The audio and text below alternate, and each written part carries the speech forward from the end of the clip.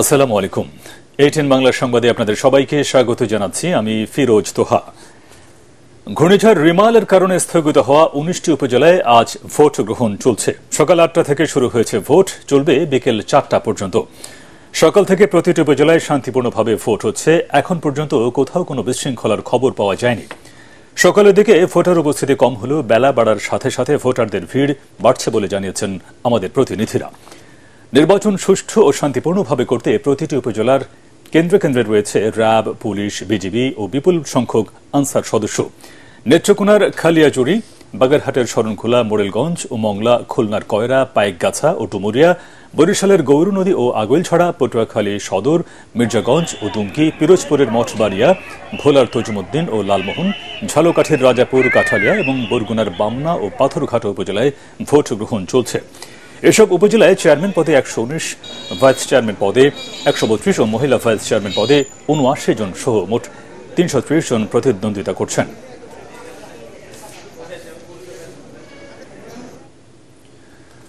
ভোলার তজুমুদ্দিন ও লালমোহন উপজেলায় চলছে ভোট গ্রহণ। সেখানকার নির্বাচনের খবর জানবো আমাদের প্রতিনিধি এম সিদ্দিকুল্লাহের কাছে। যে উপস্থিতি আমরা লক্ষ্য করছি তাতে বোঝাই যাচ্ছে যে আসলে অত্যন্ত সুষ্ঠু পরিবেশে ভোট গ্রহণ চলছে।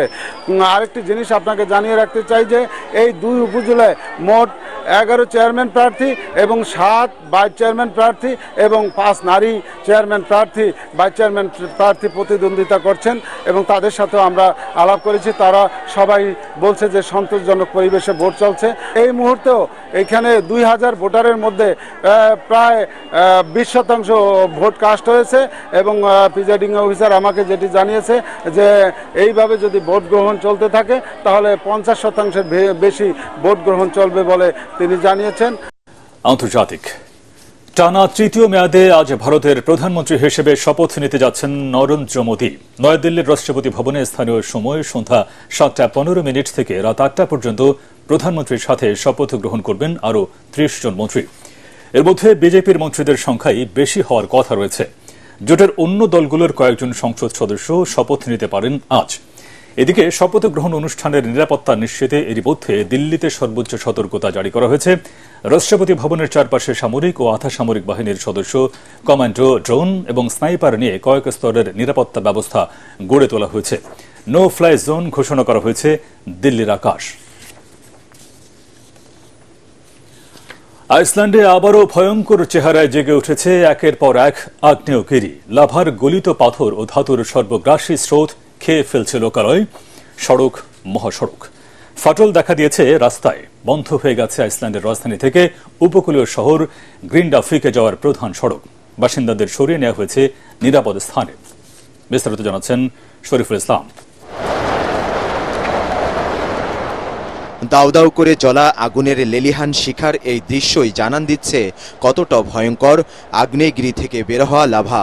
ভূগর্ভ থেকে উপরের দিকে ঠেলে ওঠা গলিত লাভা আশ্রে পড়ছে লোকালয়ে, সড়ক, মহাসড়কে। আইসল্যান্ডের দক্ষিণে রেকিয়াজানেস উপদ্বীপের এই আগ্নেয়গিরি থেকে নতুন করে লাভা উদ্গীরণে আতঙ্ক দেখা দিয়েছে আশপাশের অঞ্চলের মানুষের মাঝে। লাভার গলিত পাথরের স্রোত ভয়ঙ্কর রূপে বেরিয়ে আসছে সড়কে। এতে গ্রিন্ডাভিক শহরের মূল রাস্তা আলাদা হয়ে গেছে। মাত্র কয়েক ঘন্টার মধ্যে আগ্নেয়গিরির লাভায় গ্রিন্ডাভিক যাওয়ার রাস্তা ঠেকে গেছে।